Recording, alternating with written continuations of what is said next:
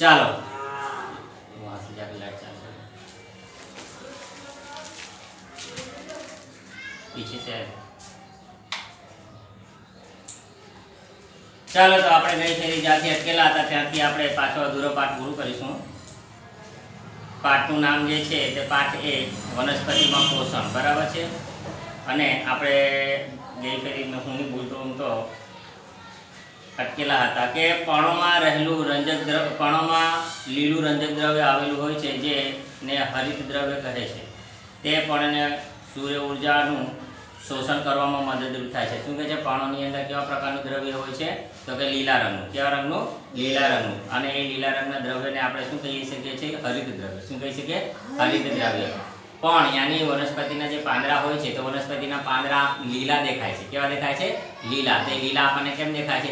કેમ કે એ પાંદડાની અંદર લીલા રંગનું જે છે તે હરિત દ્રવ્ય હોય છે અને એને કારણે જે વનસ્પતિના પાંદડા કેવા દેખાય છે? તો કે લીલા રંગના આપણને દેખાતા હોય છે. આગળ શું કહે છે? તે પર્ણને સૂર્ય ઉર્જાનું શોષણ કરવામાં મદદરૂપ થાય છે. આ ઉર્જાનું કાર્બન ડાયોક્સાઇડ અને પાણીમાંથી ખોરાક બનાવવામાં વપરાય છે. શું કહે છે? કે તો પર્ણોની અંદર જે રહેલું રંજક દ્રવ્ય એટલે કે હરિત દ્રવ્ય એ શું કરે છે? તો સૂર્ય ઉર્જા, સૂર્યની ગરમીને પોતે શોષવાનું કામ કરે છે. કયું દ્રવ્ય? તો કે હરિત દ્રવ્ય જે છે સૂર્યની ગરમીને શું કરે છે? તો કે શોષવાનું કામ કરે છે. અને કાર્બન ડાયોક્સાઇડ અને પાણીમાંથી એ પોતે હરિત દ્રવ્ય એ પોતે ખોરાક બનાવે છે. વનસ્પતિ પોતે પોતાનો ખોરાક જાતે બનાવે છે અને એ કોણ બનાવે છે? તો કે હરિત દ્રવ્ય એ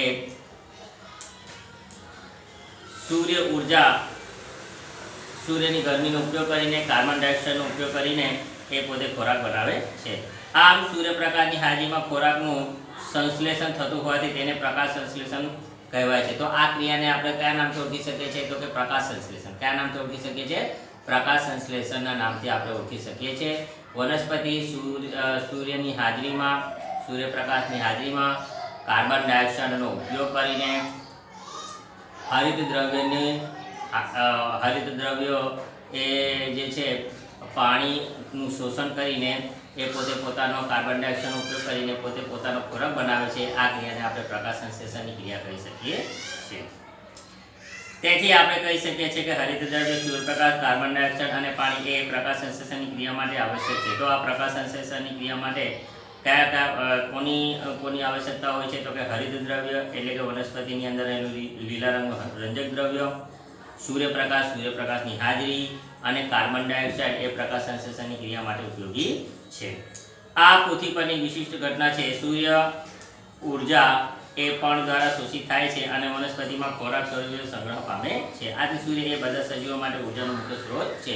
આવી રીતના જે છે સૂર્ય જે છે સૂર્યની માંથી આપણને ગરમી મળે છે. સૂર્યમાંથી વનસ્પતિ પોતે પોતાનો ખોરાક બનાવે છે અને એ વનસ્પતિએ બનાવેલો ખોરાક આપણે ખાઈએ છીએ. વનસ્પતિને શાકાહારી પ્રાણીઓ ખાય છે. શાકાહારી પ્રાણીઓ અને માંસાહારી પ્રાણીઓ પોતે ખોરાક તરીકે ઉપયોગ કરે છે. આવી રીતના જે છે એ ધરતી પરની સજીવ સૃષ્ટિ પોતે શું કરે છે? તો કે ચાલે છે. એટલા માટે સૂર્યને સૂર્ય ઉર્જાનો મુખ્ય સ્ત્રોત કહેવામાં આવે છે. શું તમે પ્રકાશ સંશ્લેષણ વિના પૃથ્વી પરના જીવનની કલ્પના કરી શકો છો? પ્રકાશ સંશ્લેષણ વિના કોઈ પણ ખોરાક બની શકે નહીં. લગભગ બધા સજીવોનું અસ્તિત્વ એ પરોક્ષ કે પ્રત્યક્ષ રીતે વનસ્પતિ દ્વારા બનાવેલા ખોરાક પર આધારિત છે. તો કે વનસ્પતિ જે પોતે પોતાનો ખોરાક બનાવે છે એ ખોરાક પર આપણે સીધી રીતના નિર્ભર રાખીએ છીએ. શાકાહારી પ્રાણીઓ એ સીધી રીતના નિર્ભર રાખે છે. કોને? તો કે લીલી વનસ્પતિ પર. અને જે માંસાહારી પ્રાણીઓ હોય છે તો એ પોતે પરોક્ષ રીતે એ પોતે કોના પર નિર્ભર હોય છે? તો કે પ્રાણીઓ પર નિર્ભર હોય છે. બરાબર છે. આપણે જે છે તે ખોરાક પર નિર્ભર હોઈએ છીએ. શાકાહારી પ્રાણીઓ વનસ્પતિ પર નિર્ભર હોય છે અને માંસાહારી પ્રાણીઓ કોના પર નિર્ભર હોય છે? શાકાહારી પ્રાણીઓ પર નિર્ભર હોય છે. એટલે આપણે સીધી રીતના અને માંસાહારી પ્રાણીઓ પ્રત્યક્ષ રીતના. જો સમજી જાઓ કે વનસ્પતિ પોતે પોતાનો ખોરાક નહીં બનાવે તો શું થાય? તો કે શાકાહારી પ્રાણીઓ જીવી નહીં શકે અને શાકાહારી પ્રાણીઓ જીવી નહીં શકે તો માંસાહારી પ્રાણીઓ પણ જીવી ન શકે. તો આ રીતના પ્રત્યક્ષ પરોક્ષ રીતે આ સજીવો એકબીજા પર આધાર રાખે છે.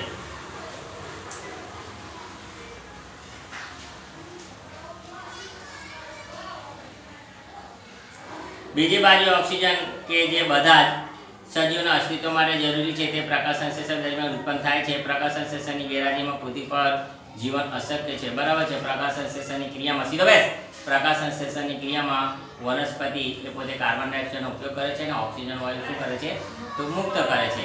બરાબર છે. આમ જે છે તે વાતાવરણની અંદર ઓક્સિજન વાયુનું પ્રમાણ શું રહે છે તો કે જળવાઈ રહે છે. આવી રીતના જે છે તે પોતે પ્રકાશ સંશ્લેષણની ક્રિયામાં જે ઓક્સિજન વાયુ મુક્ત થાય છે અને પ્રકાશ સંશ્લેષણની ક્રિયા વગર આ દુનિયામાં સજીવ સૃષ્ટિ શક્ય નથી. પ્રકાશ સંશ્લેષણ દરમિયાન પાણીના હરિત દ્રવ્ય ધરાવતા કોષો સૂર્યપ્રકાશની હાજરીમાં કાર્બન ડાયોક્સાઇડ અને પાણીનો ઉપયોગ કરી કાર્બોદિતનું શોષણ કરે છે. આ પ્રક્રિયા સમીકરણ દ્વારા નીચે મુજબ દર્શાવી શકાય છે. તો કે અહીંયા જુઓ આપણે જોઈ શકીએ છીએ કે કાર્બન ડાયોક્સાઇડ છે અને પાણી, કાર્બન ડાયોક્સાઇડ અને પાણીનો ઉપયોગ કરે છે. કોણ તો કે સૂર્યપ્રકાશની હાજરીમાં વનસ્પતિ હરિત દ્રવ્યો દ્વારા કરે છે અને પોતે શું છૂટું પાડે છે તો કે કાર્બોદિત પદાર્થ અને ઓક્સિજન એ પોતે છૂટું પાડે છે. બરાબર છે. અહીંયા હરિત દ્રવ્યની આકૃતિ આપવામાં આવેલી છે. અહીંયા પર્ણની અંદર જે અલગ અલગ પ્રકારના કોષો છે એ આપણે અહીંયા જોઈ શકીએ છીએ. અહીંયા વાયુ જે છે તે અહીંયા રક્ષક કોષો છે, વાયુરંધ્ર કોષો છે. આ લીલા આકારનું જે પાંદડું આપવામાં આવેલું છે તો એ લીલા આકારનું પાંદડું લીલું કેમ છે તો કે હરિત દ્રવ્ય નામના દ્રવ્યને કારણે એ પોતે લીલા રંગનું છે. અહીંયા જે છે આ રક્ષક કોષ છે, પછી ખુલ્લું પર્ણરંધ્ર છે.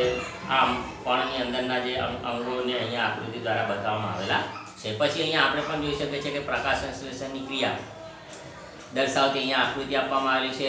વનસ્પતિ સૂર્યપ્રકાશની હાજરીમાં પોતે કાર્બન ડાયોક્સાઇડનો ઉપયોગ કરે છે અને પોતે કયો વાયુ છૂટું પાડે છે અહીંયા ઓક્સિજન વાયુ. બરાબર છે. અને આ જે છે તે જે પાંદડા જે છે તે પણ ભરેલા હરિત દ્રવ્ય છે એ પણ આપણે જોઈ શકીએ છીએ. અને પાણી જમીન વનસ્પતિ પોતે જમીનમાંથી શું શોષે છે? પાણી અને ખનિજ ક્ષાર. શું શોષે છે? પાણી અને ખનિજ ક્ષાર એ પોતે જમીનમાંથી શોષે છે. પ્રક્રિયા દરમિયાન ઓક્સિજન મુક્ત થાય છે. પર્ણમાં સ્ટાર્ચનું હોવું એ પ્રકાશ સંશ્લેષણની પ્રક્રિયા થવાનું સૂચન છે. સ્ટાર્ચ પણ એક કાર્બોદિત પદાર્થ છે. હવે અહીંયા પ્રવૃત્તિ આપવામાં આવી છે. જુઓ, એક પ્રવૃત્તિ છે. કોનામાં ઉગાડેલા બે એક સરખા છોડ લો. એક છોડને અંધકારમાં અથવા કાળા ખોખામાં 72 કલાક માટે રાખો અને બીજા છોડને સૂર્યપ્રકાશમાં રાખો. એ પ્રમાણે ધોરણ 6 માં પ્રવૃત્તિ કરેલી એવી જ રીતે બંને છોડના પર્ણનું આયોડિન દ્વારા પરીક્ષણ કરો. તમારું પરિણામ નોંધો. હવે જે છોડને સૂર્ય અંધકારમાં રાખેલ હતો તેને 3 થી 4 દિવસ માટે સૂર્યપ્રકાશમાં મૂકો અને ફરીથી તેના પર્ણનું આયોડિન દ્વારા પરીક્ષણ કરો. તમારી નોટબુકમાં તમારા અવલોકનની નોંધ કરો. બરાબર છે. તો એક છોડને આપણે અંધકારમાં રાખવાનું છે અને એક છોડને આપણે શું રાખવાનું છે? ઉજવાળામાં રાખવાનું છે, પ્રકાશમાં રાખવાનું છે. પછી એનું આપણે શું રાખવાનું છે? અવલોકન કરવાનું છે કે એના પાંદડાની અંદર કેવા પ્રકારના ફેરફાર થાય છે. આપણે એનું અવલોકન કરવાનું છે અને જે થાય તે પછી આપણે શું કરવાનું છે તો કે લખવાનું છે. લીલા સિવાય અન્ય રંગના પર્ણો પણ હરિત દ્રવ્ય ધરાવે છે. લાલ, કથ્થાઈ અને બીજા રંજક દ્રવ્યનું વધુ પ્રમાણ લીલા રંગને ઢાંકી દે છે. આ પર્ણોમાં પણ પ્રકાશ સંશ્લેષણ જોવા મળે છે. તમે અવારનવાર તળાવ કે જળાશયના સ્થિર પાણીમાં ચીકણા અને લીલા ધબ્બાને જોતા હશો. લીલ તરીકે ઓળખાતા સજીવની વૃદ્ધિને કારણે સામાન્ય રીતે એવું બને છે કે શું તમે અનુમાન બાંધી શકો છો કે શા માટે લીલા રંગની જોવા મળે છે? તેઓ હરિત દ્રવ્ય ધરાવે છે જે તેને લીલો રંગ આપે છે. લીલ પણ પ્રકાશ સંશ્લેષણની ક્રિયા દ્વારા પોતાનો ખોરાક બનાવે છે. પાણીમાં જે લીલ ઉગે છે, શું ઉગે છે? લીલ. તમે જોઈ છે લીલ? હમણાં ચોમાસામાં જે છે આપણે ધાબા પર પાણી ભરાયેલું હોય તો લીલ ઉગી આવે. શું આવે? લીલ. એના પર આપણે સાવધાનીથી ચાલવું જોઈએ, નહીં તો આપણે લપસી જઈએ અને પાડી પણ શકીએ. તો એ લીલા રંગની કેમ હોય છે? ભલે પાણીની અંદર હોય પણ એ પોતે એની અંદર એ પોતે સૂર્યની હાજરીમાં કેવા પ્રકારની ક્રિયા? પ્રકાશ સંશ્લેષણની ક્રિયા કરે છે અને પોતે પોતાનું શું બનાવે છે તો કે ખોરાક બનાવે છે. એટલે કે પોતે પ્રકાશ સંશ્લેષણની ક્રિયા કરે છે. એટલા માટે એ લીલા રંગની હોય છે. અને એની અંદર પણ હરિત દ્રવ્ય નામનું શું હોય છે તો કે દ્રવ્ય હોય છે.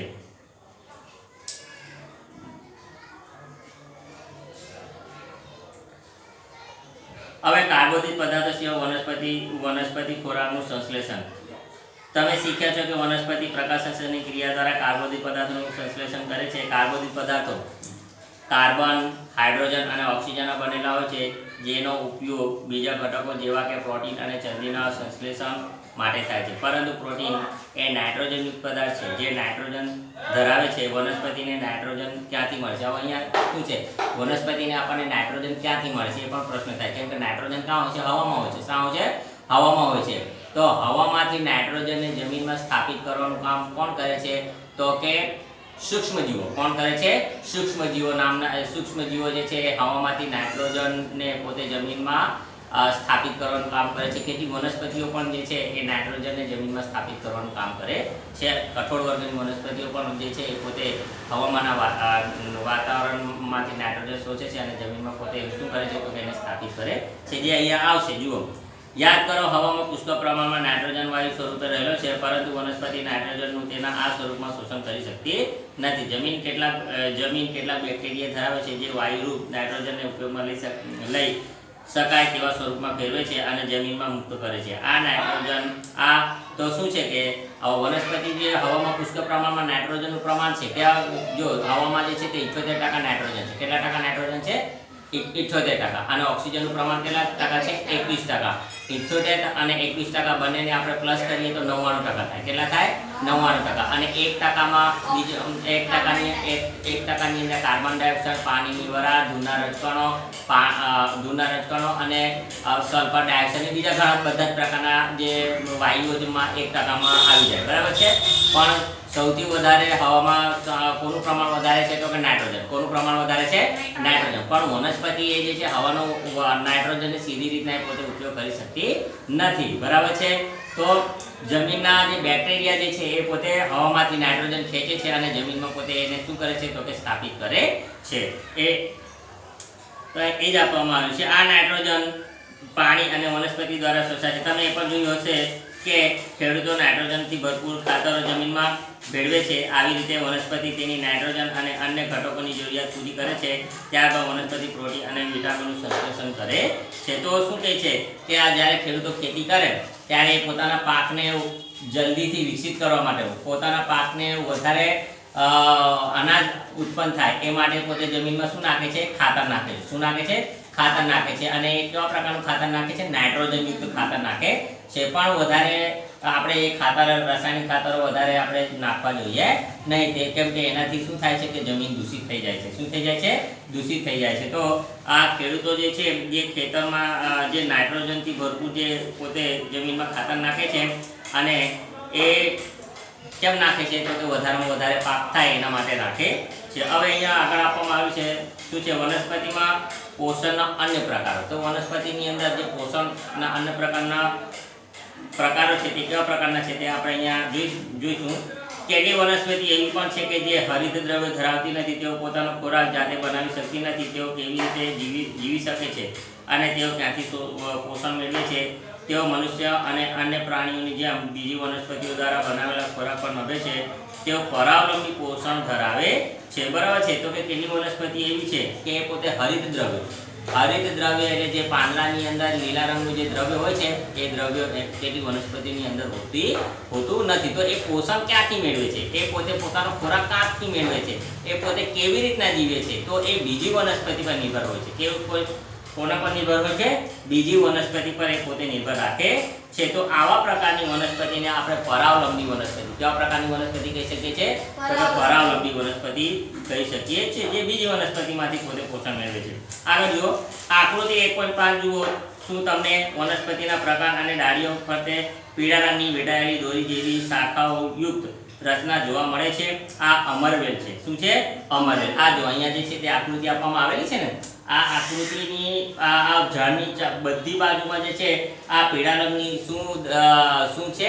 વેલી વીંટળાયેલી છે. શું વીંટળાયેલી છે? વેલી. અને પીળા રંગની છે, એ લીલા રંગની નથી. એને અમરવેલ કહેવામાં આવે. શું કહેવામાં આવે છે? અમરવેલ. અને એ વનસ્પતિ જે છે એ પોતે પોતાનો ખોરાક બનાવતી નથી, પરંતુ પોતે કોના પર નિર્ભર છે તો કે બીજી વનસ્પતિ પર નિર્ભર રાખે છે. આવશે જુઓ આમાં. આ અમરવેલ છે તે હરિત દ્રવ્ય ધરાવતી નથી. તે જે વૃક્ષ પર આરોહણ કરે છે તે વૃક્ષો દ્વારા બનાવેલા ખોરાકનો ઉપયોગ કરી પોષણ મેળવે છે. જે વૃક્ષ પર તે આરોહણ કરે છે તેને યજમાન કહેવાય છે. શું કહેવામાં આવે છે? યજમાન. જે વનસ્પતિ પર એ પોતે વીંટળાયેલી હોય છે એ વનસ્પતિ એને યજમાન કહેવામાં આવે. શું કહેવામાં આવે? યજમાન. જેના પર આપણે નિર્ભર રાખીએ એ બરાબર છે. જે વનસ્પતિ પર એ પોતે જે વૃક્ષ પર તે નિર્ભર રહે એ વનસ્પતિ, એ વૃક્ષને આપણે યજમાન કહી શકીએ. શું કહી શકીએ? યજમાન. સમજ્યા? તો એ વનસ્પતિને યજમાન વનસ્પતિ કહેવામાં આવે છે. તે પોતાનું પોષણ યજમાન પાસેથી લે છે. તો આ વેલી જે છે અમરવેલ વેલી એ યજમાન વનસ્પતિ પાસેથી એ પોતે પોતાનું પોષણ મેળવે છે.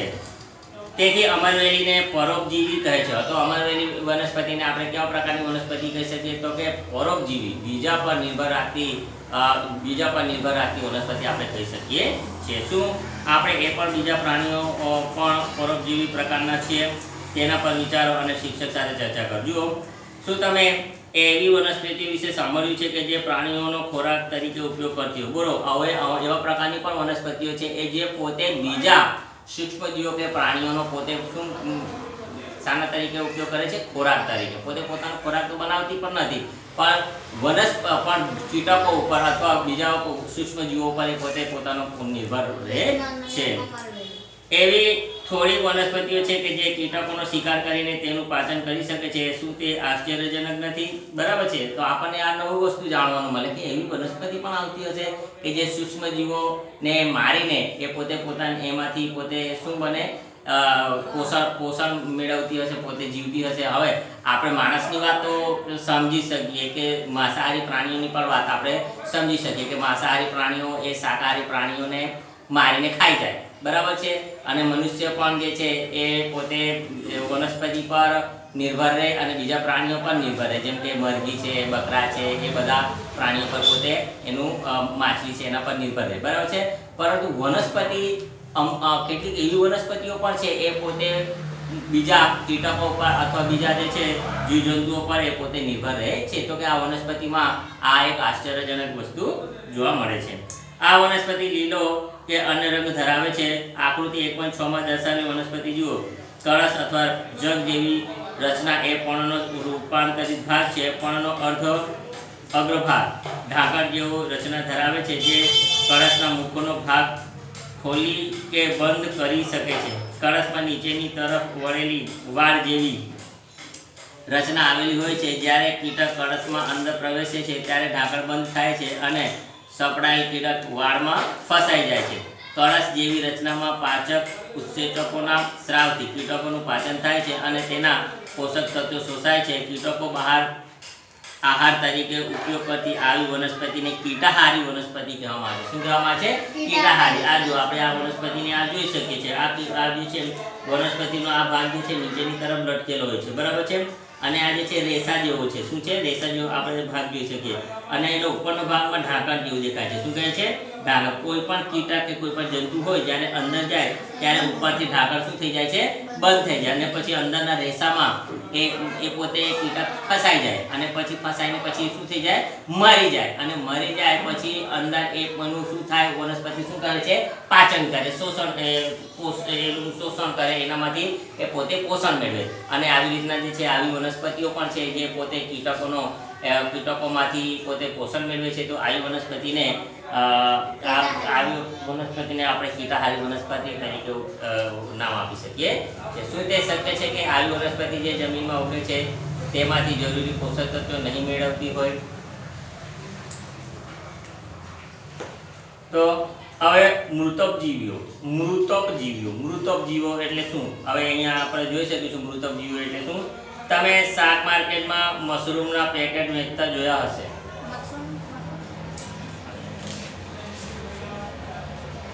તમે વર્ષા ઋતુમાં સડતા લાકડા ઉપર અથવા ભેજવાળી જમીનમાં છત્રી જેવી ધાગાયુક્ત પોચી રચના પણ જોઈ હશે. ચાલો આપણે શોધીએ કે તેઓને જીવવા માટે કયા પ્રકારના પોષક તત્વો જરૂરી છે અને તેઓ ક્યાંથી મેળવે છે. મશરૂમના પેકેટ અને સડેલા પદાર્થો કે ઉગેલા મશરૂમ. આ જે મશરૂમ કહેવાય. શું કહેવાય?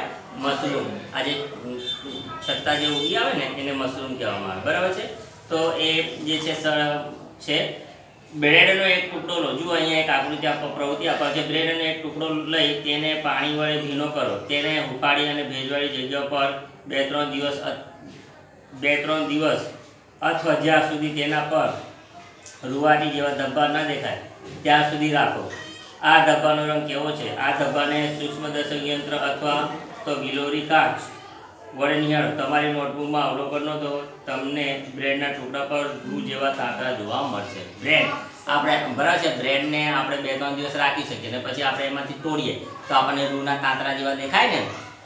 દેખાય કે નહીં દેખાય? દેખાય. જો આપણે ઘરમાં અમુક ફેરી ફરસાણ બનાવીએ, જેમ કે મૂંગવરા છે, અમુક ફરસાણ બનાવીએ, એને 2-3 દિવસ આપણે મૂકી રાખીએ તો પછી એમાં ખોલીને દઈએ તો એમાંથી તાંતરા જેવા સફેદ નીકળે ને, બરાબર છે.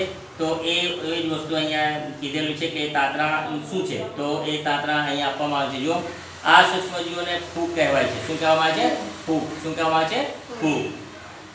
તેઓ જુદા જુદા પ્રકારે પોષણ મેળવે છે. તો આ ફૂગ જે છે તે અલગ અલગ પ્રકારમાંથી પોષણ મેળવે છે. તેઓ બ્રેડમાંથી પોષક તત્વો શોષે છે. આવા પ્રકારનું પોષણ કે જેમાં સજીવો મૃત અને સડી ગયેલા દ્રવ્યોમાંથી પોષણ મેળવે છે તેને મૃતકજીવી પોષણ કહેવાય છે. તે સજીવો મૃતકજીવી પોષણ પદ્ધતિ ધરાવે છે તેને મૃતકજીવી કહે છે. તો જે પોતે મૃત અને સડી ગયેલા દ્રવ્યોમાંથી આ પોષણ મેળવે, બરાબર છે. તો એને આપણે મૃતકજીવી વનસ્પતિ તરીકે આપણે એને શું કહી શકીએ છીએ? તો કે ઓળખી શકીએ છીએ. જેમ કે બ્રેડનો સડી ગયેલો ભાગ અથવા 2-3 દિવસ સુધી આપણે એને મૂકી રાખીએ અને પછી એમાંથી તોડીએ, બરાબર છે. તો એમાંથી આપણે રૂના તાંતરા જેવા દેખાશે. તો એ રૂના તાંતરાને આપણે શું કહી શકીએ છીએ? ફૂગ. અને એ ફૂગ પોતે પોષણ ક્યાંથી મેળવે છે? તો કે બ્રેડમાંથી. ક્યાંથી મેળવે છે? તો કે બ્રેડમાંથી. બ્રેડમાં જે સૂક્ષ્મ જીવાણુઓ જે મરી ગયેલા હોય છે તો એમાંથી એ પોતે પોષણ મેળવે છે. તો એને આપણે મૃતકજીવી તરીકે આપણે એને ઓળખી શકીએ છીએ.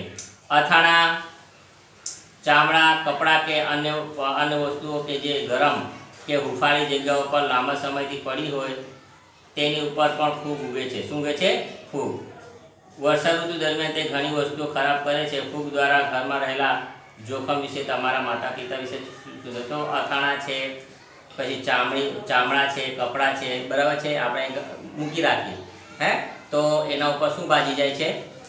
ટીપા બાજી જાય છે, સફેદ બાજી જાય છે ને. તો એને આપણે શું કહીએ? ફૂગ એને કહેવામાં. શું કહેવામાં છે? ફૂગ. એ જે વસ્તુઓને શું કરે છે? ખરાબ કરે છે. શું કરે છે? ખરાબ કરે છે, બગાડે છે, બરાબર છે. તો આ રીતના જે છે ફૂગ આપણા માટે શું છે? તો કે નુકસાનકારક છે. સામાન્ય રીતે ફૂગના બીજાણુઓ હવામાં જોવા મળે છે. જ્યારે તેઓ ભીની અને હુંફાળી સપાટી પર આવે છે ત્યારે તેઓ અંકુરિત થાય છે, બરાબર છે. આવા પ્રકારના જે ફૂગ હોય તે ભેજવાળી હવામાં હોય છે. પણ જ્યારે ભીની અને હુંફાળી વસ્તુ હોય ત્યારે એવા વાતાવરણમાંથી એના ઉપર બાજી જાય, બરાબર છે, આવી જાય અને પછી પોતાની એને આમાં વૃદ્ધિ ચાલુ કરી દે. શું કરી દે? વૃદ્ધિ અને વિકસિત થવા લાગે. શું હવે તમે કહી શકો છો કે આપણે વનસ્પતિને ખરાબ થતી કેવી રીતે રોકી શકીએ? કેટલા સજીવો સાથે જીવે છે તથા વસવાટ અને પોષક તત્વો એમ બંને માટે સહભાગી બને છે. આ પ્રકારના સંબંધને સહજીવન સહભાગિતા કહેવાય છે. દાખલા તરીકે અમુક ફૂગ વનસ્પતિના મૂળ પર જોવા મળે છે. શાના પર જોવા મળે છે? મૂળ પર જોવા મળે છે. વનસ્પતિ એ ફૂગને પોષક તત્વો પૂરા પાડે છે. બદલામાં ફૂગ તેને પાણી અને અમુક પોષક તત્વો પૂરા પાડે છે. વનસ્પતિ પછી અહીંયા શું આપવામાં આવે છે? લાઇકેન જેવા સજીવોમાં હરિતદ્રવ્ય ધરાવતી લીલ અને ફૂગ સાથે જોવા મળે છે. ફૂગ વસવાટ, પાણી અને ખનિજ તત્વો લીલને આપે છે. તેના બદલામાં લીલ ખોરાક બનાવે છે અને ફૂગને પૂરો પાડે છે. તો એકબીજાને સપ્લાય કરે. શું કરે છે? સપ્લાય કરે. અમુક વસ્તુ જે છે તે પોતે ફૂગ આપે અને અમુક વસ્તુ જે છે તે ખોરાક વનસ્પતિ એ લીલને આપે. આવી રીતના જે છે તે એકબીજાને શું કરે છે? તો કે આ અદલા બદલી કરે છે. જેમ કે અહીંયા આપવામાં આવેલું છે કે લાઇકેન નામની જે હરિત દ્રવ્ય ધરાવતી જે લીલ જે છે અને લીલ અને ફૂગ બંને એક સાથે જોવા મળે. ફૂગ એ પોતે વસવાટ, પાણી અને ખનિજ તત્વો લીલને આપે. ફૂગ એ પોતે શું આપે છે? તો કે પાણી અને ખનિજ તત્વો કોને આપે છે? લીલને આપે છે. અને બદલામાં લીલ એ ખોરાક બનાવે છે અને ફૂગને પૂરો પાડે છે. તો ખોરાક કોણ બનાવે છે? તો કે લીલ બનાવે છે. અને એ બનાવેલો ખોરાક કોને પૂરો પાડે છે? તો કે ફૂગને પૂરો પાડે છે. તો આવી રીતના જે છે તે અહીંયા છે. આટલું થોડુંક છે, આપણે જોઈ લઈએ. અહીંયા જો જમીનમાં પોષક તત્વો ફરી કેવી રીતે આવે છે. હવે જમીનની અંદર પોષક તત્વો પાછા જમીનમાં કેવી રીતના આવે છે તેના વિશે અહીંયા આપવામાં આવ્યું છે. જુઓ, શું તમે ક્યારેક ખેડૂતને ખેતરમાં છાણિયું ખાતર અથવા રાસાયણિક ખાતર નાખતા જોયા છે? અથવા માડીને બગીચામાં ઘાસવાળી જમીન અથવા કુંડામાં તેનો ઉપયોગ કરતા જોયા છે? શું તમે જાણો છો કે આવું કેમ કરવામાં આવે છે? તમે શીખી ગયા છો કે વનસ્પતિ જમીનમાંથી ખનિજ ક્ષારો અને પોષક તત્વોનું શોષણ કરે છે, તેથી તેની યાત્રા માત્ર જમીનમાં ઘટતી જાય છે. છાણિયા ખાતર કે રાસાયણિક ખાતરમાં નાઇટ્રોજન, પોટેશિયમ, ફોસ્ફરસ જેવા પોષક તત્વો રહેલા હોય છે. જમીનને સમૃદ્ધ બનાવવા માટે આવા પોષક તત્વો સમયાંતરે જમીનમાં ઉમેરાવા જોઈએ. જો આપણે વનસ્પતિને પોષક તત્વોની જરૂરિયાત પૂરી કરીએ તો આપણે તેને ઉછેરી શકીએ અને તેમની તંદુરસ્તી જાળવી શકીએ. તો આપણે જે ખેતરમાંથી પાક લઈએ, જે વનસ્પતિને પાક લઈએ, જે પાકને ઉગાડીએ તો વનસ્પતિ તો ઉગે, પણ જમીનની અંદર જે છે તે શું કોની માત્રા ઓછી થતી જાય? તો જમીનની અંદર પોષક તત્વોની માત્રા શું થતી જાય છે? તો કે ઓછી થતી જાય છે. તો એ પોષક તત્વોની માત્રાને પાછા જાળવવા માટે આપણે શું કરતા હોઈએ છીએ? તો કે રાસાયણિક ખાતર નાખતા હોઈએ છીએ, છાણિયું ખાતર નાખતા હોઈએ છીએ, બીજા પ્રકારના જે છે નાઇટ્રોજન, પોટેશિયમ જેવા પોષક તત્વો આપણે જમીનની અંદર પોતે શું કરતા હોઈએ છીએ? નાખતા હોઈએ છીએ, જેથી જમીનની અંદર એવા પોષક તત્વો પાછા આવી જાય અને વનસ્પતિનો વિકાસ ઝડપથી થાય અને આપણને વધારે પાક મળે. પણ આપણે જમીનની અંદર ઓછા પ્રમાણમાં રાસાયણિક ખાતરનો ઉપયોગ કરવો જોઈએ. કેમ કે એનાથી જમીન શું થતી હોય છે? તો કે બગડતી હોય છે. આગળ જુઓ, સમયપણે પાક નાઇટ્રોજનનું પુષ્કળ પ્રમાણમાં શોષણ કરે છે અને તેથી જમીનમાં નાઇટ્રોજનની ઉણપ સર્જાય છે. તમે શીખ્યા છો કે વાતાવરણમાં પુષ્કળ પ્રમાણમાં નાઇટ્રોજન હોવા છતાં વનસ્પતિ જેમ કાર્બન ડાયોક્સાઇડનો ઉપયોગ કરી શકે છે તેમ નાઇટ્રોજનનો ઉપયોગ કરી શકતી નથી. તમને નાઇટ્રોજન દ્રવ્ય સ્વરૂપમાં જરૂરી છે. રાઇઝોબિયમ જેવા બેક્ટેરિયા વાતાવરણમાંનો નાઇટ્રોજન લઈ શકે છે અને તેને જરૂરી સ્વરૂપમાં ફેરવી શકે છે. તો કેમ શું કરે છે કે વનસ્પતિ જે છે એ કાર્બન ડાયોક્સાઇડનો તો સીધી રીતના ઉપયોગ કરી શકે, પરંતુ નાઇટ્રોજન એ પોતે સીધી રીતના ઉપયોગ કરી શકતી નથી. તો વાતાવરણનો નાઇટ્રોજનને જમીનમાં સ્થાપિત કરવા માટે શું કરવામાં આવે છે? તો કે સ્થાપિત કરવામાં આવે છે. અને એ સ્થાપિત કરવા માટે જમીનની અંદર જે છે તો નાઇટ્રોજનથી ભરપૂર એવા ખાતરો ઉમેરવામાં આવે છે, પરંતુ આપણે એ રાસાયણિક ખાતરોનો ઓછો ઉપયોગ કરવો જોઈએ. એના બદલામાં આપણે શું કરવું જોઈએ? તો કે આપણે જે છે તે કુદરતી ખાતરો, જેમ કે છાણિયું ખાતર છે, પછી જે છે બકરાઓની લેંડી છે, અને બીજા જે છે બીજા પ્રકારના જે ખાતરો છે, બરાબર છે, તો એ ખાતરોનો આપણે શું કરવું જોઈએ? તો કે જમીનમાં ઉપયોગ કરવો જોઈએ. એનાથી જમીન બગડતી નથી. ખ્યાલ આવ્યો? પછી બીજી વસ્તુ જે છે કે રાઇઝોબિયમ જેવા બેક્ટેરિયા એ વાતાવરણમાંથી પોતે શું લઈ લે છે? નાઇટ્રોજનને લઈ લે છે અને પોતે જમીનમાં શું કરે છે? જમીનમાં નાઇટ્રોજનને સ્થાપિત કરે છે. આવા પ્રકારના બેક્ટેરિયા એ પણ પાક માટે ખૂબ જ જરૂરી છે. પરંતુ રાઇઝોબિયમ પોતાનો ખોરાક બનાવી શકતા નથી, તેથી તે મોટે ભાગે ચણા, વટાણા, મગ, વાલ તથા અન્ય કઠોળના મૂળમાં વસવાટ કરે છે અને તેમને નાઇટ્રોજનનો પુરવઠો પૂરો પાડે છે. રાઇઝોબિયમ એ પોતે પોતાનો ખોરાક જાતે બનાવતી નથી, પરંતુ એ શામાં હોય છે? તો કે ચણા છે, વટાણા છે, મગ છે, વાલ છે, આ જે કઠોળ પ્રકારની જે વનસ્પતિ હોય છે ને, એ વનસ્પતિના જે મૂળિયા હોય છે એ મૂળિયામાં એ પોતે શું કરતી હોય છે? તો કે વસવાટ કરતી હોય છે. એટલા માટે તો ખેડૂતોએ બદલીને શું કરવું જોઈએ? તો કે પાક લેવા જોઈએ. સમજી જાઓ કે હમણાં કોને પાક લીધો? તો કે ઘઉંનો પાક લીધો, પછી આવતા વર્ષે ચણાનો પાક. આવી રીતના કઠોળ વર્ગની વનસ્પતિનો પણ આપણે ખેતરમાં ઉગાડવી જોઈએ. તો કઠોળ વર્ગની વનસ્પતિ આપણે જમીનમાં ઉગાડવાથી શું થાય છે કે જમીનમાં નાઇટ્રોજનનું પ્રમાણ શું થાય છે? તો કે જળવાઈ રહે છે. બદલામાં આમ અહીં સહસંબંધ જોવા મળે છે. આ પ્રકારનું જોડાણ એ ખેડૂત માટે ખૂબ જ અગત્યનું છે. આમ જે જમીનમાં કઠોળ વર્ગની વનસ્પતિ ઉગાડવામાં આવે છે તેમાં નાઇટ્રોજન ખાતરનો ઉપયોગ ઓછો કરવો પડે છે. મોટાભાગની દાળ કઠોળ વગેરે વર્ગની વનસ્પતિમાંથી મળે છે, બરાબર છે. જે ખેતરની અંદર આપણે શું કરીએ છીએ? તો કે વાલ છે, વટાણા છે, મગ છે, જે કઠોળ વર્ગની વનસ્પતિ ઉગાડીએ તો એવા પ્રકારના ખેતરોમાં આપણે નાઇટ્રોજન ખાતરનો ઓછો ઉપયોગ કરવો પડે છે. કેમ કે આ કઠોળ વર્ગની વનસ્પતિ જે છે એ હવામાંથી નાઇટ્રોજન પોતે ખેંચી લે છે અને જમીનમાં શું કરે છે તો કે સ્થાપિત કરે છે. ખ્યાલ આવ્યો શું શું કહેવામાં આવે છે? આગળ જુઓ. આ પ્રકરણમાં તમે અભ્યાસ કર્યો કે મોટાભાગની વનસ્પતિ સ્વપોષી છે. માત્ર અમુક જ વનસ્પતિ પરપોષી કે મૂર્તપોષી છે. તેઓ પોતાનું પોષણ બીજા સજીવોમાંથી મેળવે છે. બધા જ પ્રાણીઓ પરપોષી શ્રેણીમાં સમાવિષ્ટ છે. કારણ કે બધા જ પ્રાણીઓ પરપોષી શ્રેણીમાં સમાવિષ્ટ છે કારણ કે તેઓ ખોરાક માટે વનસ્પતિ તથા બીજા પ્રાણીઓ પર નિર્ભર હોય છે. આપણે કીટાહારીને આંશિક પરપોષી કહી શકીએ છીએ. તો જે છે મોટાભાગની જે વનસ્પતિઓ જે છે પોતે કેવી છે તો કે સ્વપોષી છે. સ્વપોષી છે એટલે કે પોતે પોતાનો ખોરાક જાતે બનાવી શકે છે. ખાલી થોડીક વનસ્પતિને આપણે છોડીને આપણે વાત કરીએ તો. અને પ્રાણીઓ જે છે એમાં બધા જ આવી જાય. એમાં મનુષ્ય પણ આવી જાય અને શાકાહારી પ્રાણી પણ આવી જાય અને માંસાહારી પણ. એ પોતે કેવા છે તો કે પરપોષી છે. કેમ છે? કેમ કે એ પોતે પોતાનું પેટ ભરવા માટે કોના પર આધાર રાખતા હોય છે તો કે વનસ્પતિ પર આધાર રાખતા હોય છે. બરાબર છે. તો અહીંયા આપણો જે છે અહીંયા પાઠ પૂરો થાય છે. કઈ વસ્તુ નહીં ખ્યાલ આવેલો હોય, કોઈ વસ્તુમાં સમજણ નહીં પડી હોય તો તમે મને પૂછી શકો છો. બરાબર છે. હવે થોડા દિવસો પછી આપણે પાછો બીજો પાઠ આપણે ચાલીશું. બરાબર છે. તો અહીંયા સમાપ્ત કરીએ છીએ. બધા બંધ કરીએ.